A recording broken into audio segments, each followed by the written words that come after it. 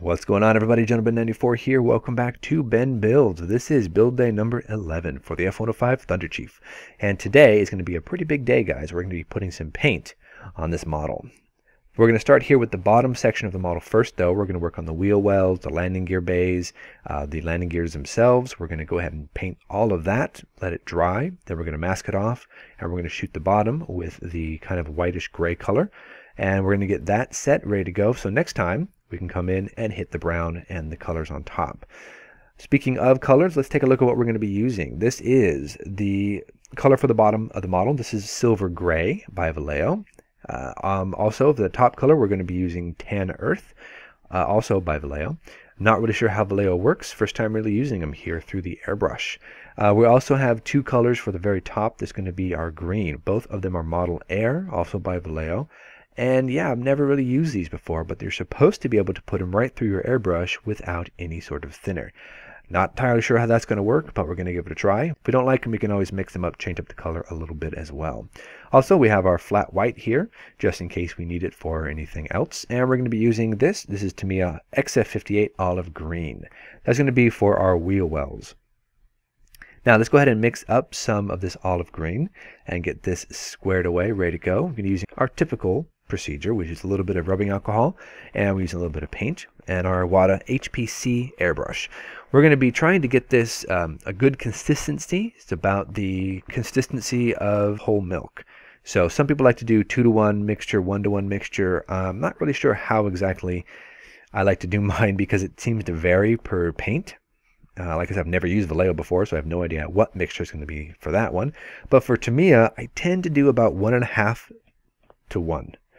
So 1.5 parts thinner to 1 part paint. That seems to work pretty well.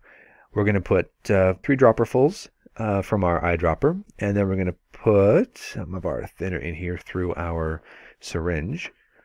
There we go. And we're just going to mix it up, get this ready to go. I have to say my favorite brand of paint really is Tamiya. It's just such a nice paint. It goes on nice and smooth. It doesn't really clog the airbrush at all. Some people actually spray it without even thinning it, which I'm not sure how that would work. I guess you have to spray it really high PSI, I guess. I don't know. So we're going to prime our airbrush with a little bit of rubbing alcohol. I like to do this with anything I paint, just so that the airbrush is kind of used to what I'm going to be putting through it. So if I'm putting anything like Testors oil-based through it, I usually prime it with a little bit of Testors thinner. In this case, I'm using rubbing alcohol as my thinning agent, so I'm going to put a little bit of that through my airbrush. I don't know if that's necessary to do, but I've always done it. Okay, so we've got our airbrush loaded up with paint. This is olive green, and we're going to be just airbrushing this into the wheel wells, the gear doors, all over the area here. And I'm not too worried about overspray. If this had already been painted, I would be very concerned, but we haven't painted anything else except for the pre-shade lines. So I'm not too concerned if I end up getting a little overspray outside of the gear bay doors. So we're going to go ahead and we're going to paint the 2 wing bays and the front center nose gear as well. And we'll be right back after all of that is painted and ready to go. Okay, so we have painted up all of the wheel bays, all of the gear bay doors, and it's a little dark, but that's cool because now we're going to go ahead and put that aside here, and we're going to use this color here. And this is actually a different shade of olive drab. This is by Gunzi, and unfortunately the label fell off years ago, so I'm not really sure exactly what number this is, but it's a pretty good approximation of olive drab. And just a quick tip, sometimes these lids do tend to stick a little bit, so if you happen to have a good set of channel locks around here, or adjustable wrench of some sort, you might want to go ahead and keep them handy because these can stick a little bit. So open this up, let's go ahead and mix it, make sure this looks good. We're going to use a Q-tip here, or cotton bud, whatever you want to call them. And we'll just mix it up, check how this looks. Yeah, this is a far more yellowish green than Tamiya's olive green.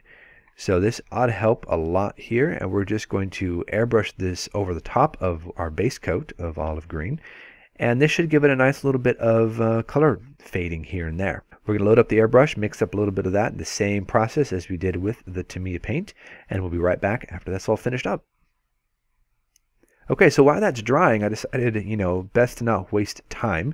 So we're going to jump right on to the wheels here. We're going to be spray painting the center hubs. I've already done a few off camera, so I'm going to show you guys my process for this, and then we'll go ahead and get this one squared away. So like I said last time, we use our template. We've matched up the correct hole. We cut it out in some blue painter's tape, pulled out the center of it, and used it as a reverse mask. Now we're going to stick it down, and we are going to airbrush this with a little bit of Tamiya silver. And we're not going to do too much. We're not going to let it overspray too much, but it probably will a little bit. And once we are done with that, we can just pull this mask clean off, and you'll end up with something that looks like this. So, not too hard. Pretty easy. Let's pull this mask off, and you can see that, there we go, looks good. Looks exactly what we want it to look like. Now, this is going to have to be done on both the front and the back of the wheel. So, might want to hold on to the mask because you can reuse them several times. Let's go to the nose gear real quick here. Let's pull this mask off. This doesn't exactly fit perfectly. There wasn't a template size to fit this, so we chose the one that's closest to it. And we're going to airbrush the other side of this wheel. We're going to have to come back, though, after we pull this mask off, and we're going to have to use our hand brush. And we're going to be very, very careful and paint just the outer edge of the rim so that it looks pretty close to being correct. But let's go ahead. First off, we'll spray paint this here, get this all nice and airbrushed.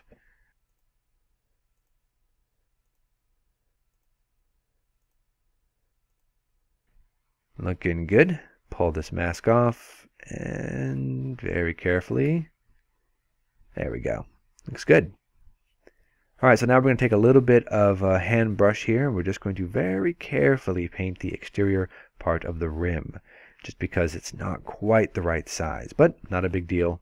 Shouldn't take too long. So while the aircraft is drying still and the wheel hubs are all finished up, we're going to finish up the last bit of these bombs here. And we've actually filled a couple of gaps using regular old super glue. This is from my local hobby store, Brookhurst Hobbies. And we're just going to go ahead and sand these down using our jeweler file. This is all dry, by the way. It takes a little bit of time to do, but it's well worth it because it turns into a very durable finish. And we're just going to sand this down till we get to the plastic. Yeah, it looks pretty good, actually. Doesn't take too many swipes with these jeweler files to get this looking good. We're going to take the sandpaper to it, and there it is. There we go. Let's go ahead and kind of just buff this out, sand it down so that it evens up the finish, evens up the surface of the bomb here. Yeah, looking good. Now there are other options too you can use for gap fillers. You can use putty. Squadron has their own type of putty. I think Testers at one time had their own putty as well. I know Tamiya has their own. Gunzi has something called Mr. Surfacer, which you can use both as a primer, and you can get the thicker stuff for gap filling. The problem I have, though, with the typical putty type fillers is that they tend to shrink a lot. I don't notice superglue shrinking nearly as much. I mean, it will shrink, of course, a little bit. It will contract a bit, but still, I think is the best course of action for sink holes, or even like we had here, where some of the sprue kind of tore into the plastic itself. So, not too bad. We'll get those finished up, and we'll be ready to rock with the next part. Okay, so everything is dry here, and as you can see, it looks decent enough. It's kind of hard to see here in the light, but it does have a subtle change from dark to light here in the wheel wells. We have oversprayed it with the Gunzi color, the olive color here, over top of the Tamiya olive green. And I think it looks pretty good. We've got the front and then the sides done as well. Just to give it a little bit more time, we're going to go ahead and hit the legs now. We're going to use the exact same paint that we used for the wheel hubs, and we're going to hand brush the gear struts. I'm using the same color as the hubs here because everything has to match. So shake it up, we'll pull out our brush, and we'll give those a quick paint.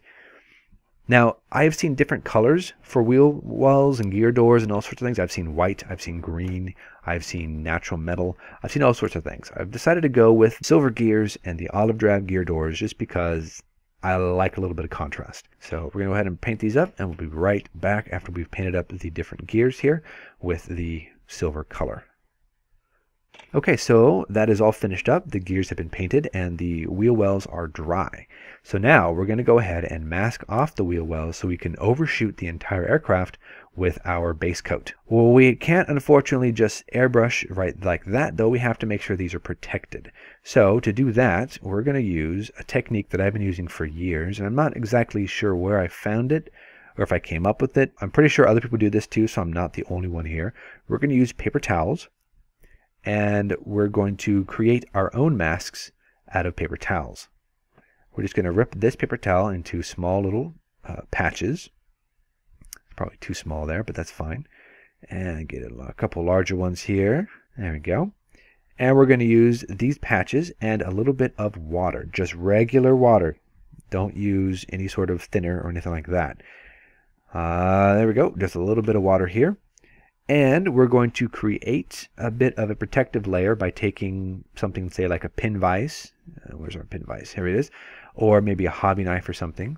And we're going to work this stuff down into the gaps and fill up the wheel wells with paper towel. We're going to get this a little bit of water here. Just get it damp. Don't get it soaking wet, just damp. That'll help to retain its shape. And then we're just going to slowly poke and prod this down into the wheel wells, into all the nooks and crannies, and we're going to create a little bit of a raised protective coating so that when we airbrush over the top of all this, we don't completely destroy the color that we just made for the wheel wells. One of the reasons why I let this dry for so long is because I didn't want this water or the damp paper towel to affect the color below. Like as I'm not getting it soaking wet or anything, I'm just dampening it a little bit with some water. It's still better to be safe than sorry. Now, if you were to use, say, Model Master's enamel paint, you wouldn't have to worry much with it because water won't affect enamel paint. But since I'm using acrylic paint, water will actually affect the color, so that's why I let it dry for so long. And that's all we're really going to do here, guys. We're just going to go ahead and put layer upon layer upon layer until we get the entire wheel well pretty much covered up and masked. So you can see finished product here. We have one more we can put on. And after that, this is done. We'll have to do this with the front gear and the other wing gear as well. Make sure that this is all nicely protected so when we get down to actually painting it, we're not going to destroy our green paint. So just wedge it down where we need it to be. Just like that. A little finicky, but not too bad. A little bit of water just to dampen it slightly. That might have been too much, but that's fine. Tucking it underneath the lip of the wheel bay itself. There we go. Shoving it down into the edge, into the corners. Nice. Cool. All right, so that's pretty much ready to go. We'll do the other two, and then we'll be back to go ahead and start painting. All right, so we are back, and as you can see, I have masked off everything there. I've also installed the center wing pylon with a few of these reinforcing strips. Now, you will sometimes see these on F-105s in the field, so I've decided to reproduce that here. I don't know if this exact aircraft carried these or not, but I figured why not, right? So it looks pretty good, actually. It looks ready for paint. So speaking of paint, let's go ahead and mix up a little bit of this silver gray color. I don't know how much to really put into these mixtures here, guys, because I've never used Vallejo before, so I have no idea what it's going to be like. So we'll put a few drops in there. We're going to use our rubbing alcohol as normal. I've heard a 1-to-1 mixture is good for Vallejo, so I try to make it as close to 1-to-1 as possible. Let's go ahead and grab this paintbrush here. We'll just mix it up with the back of this paintbrush, and we're going to load it into the airbrush, and we're going to try. We're shooting it at 15 psi, and we're going to see how it works out. A little bit of paper towel here. It's already primed, ready to go. So let's drop the paint in there. It's a little thick. I might have to actually thin it up a little bit, but let's go ahead and give it a try, see how it paints. Okay, so I've actually had to doctor it up a little bit. I've actually had to thin it out. It was a little too thick the first time, so I added a little more thinner, and it's painting okay. It's not that bad. I was expecting it to be a lot more troublesome, but so far so good. So we're going to cover with this mixture. We're going to do the entire bottom and a little bit up the sidewalls of the aircraft. Now luckily we have also masked off all the wheel wells, so we can just airbrush as normal. Be a little careful around the gears themselves not to overspray too much. And we will be back here as soon as we are ready to move on with the next step. Okay, so this is how the model looks currently. We have airbrushed the majority of the bottom side of the aircraft in the Vallejo silver gray color. It's a decent paint, I have to admit. Vallejo makes a decent bit of paint. The problem I have with it though is it dries very quickly in the nozzle of the airbrush. So I've actually had to clean out my brush a couple of times going through this entire process, because this is a big airplane. This airplane is huge, so to be able to paint all of this, you just can't do it with Vallejo. You have to basically clean out your airbrush, reload it, and shoot some more. There might be some secrets to painting with Vallejo. I have never really done much with it, so I can't say I'm an expert. I do know that if I had mixed up the same amount of Tamiya color, it would not have done the same thing. I've never had Tamiya dry in the nozzle. This is like a hot summer day. I've never had it happen. And yeah, Vallejo is a decent color though. So we're going to go ahead and continue. We're just going to touch up little bits and pieces here. Hopefully you can see it on camera, but there is a nice effect that we have here where the pre-shade, the red-brown, is actually showing through a little bit here on the different panel lines. It's a subtle thing. It's nothing that's blatant in your face. It's very subtle. That's how I like my pre-shade. Now the top pre-shade is probably going to be completely obliterated by the 3 different coats of paint we're going to put on there, but that's okay. You know, if nothing else, it gave us a little bit of an opportunity to practice with our airbrush and practice pre-shading. If we can keep it, we will. If not, we'll just come back in after and do a little post-shading. Being this is a Southeast Asia aircraft, we're probably going to have to do a little more weathering than we're comfortable with, but that's okay. Push me out of my comfort zone a little bit. Next time, though, we're going to concentrate on the top of the aircraft. We're going to let this dry for a good amount of time before we try to do anything else, because we're going to have to use a bit of a mask system here to go ahead and mask off the bottom section so we don't airbrush the crap out of our newly applied silver gray. So that's going to be all for today, folks. Hope you guys are enjoying my build so far. This is going to be really cool. I think it's going to look great. Hopefully we don't completely ruin our model with the Vallejo color that we're going to use for the top section. But I'm pretty happy with the bottom color. Tune in next time where we'll go ahead and mask off the bottom and we'll start painting the top coat. Until then, guys, thank you so much for watching, and we'll see you back here soon on the next Ben Builds.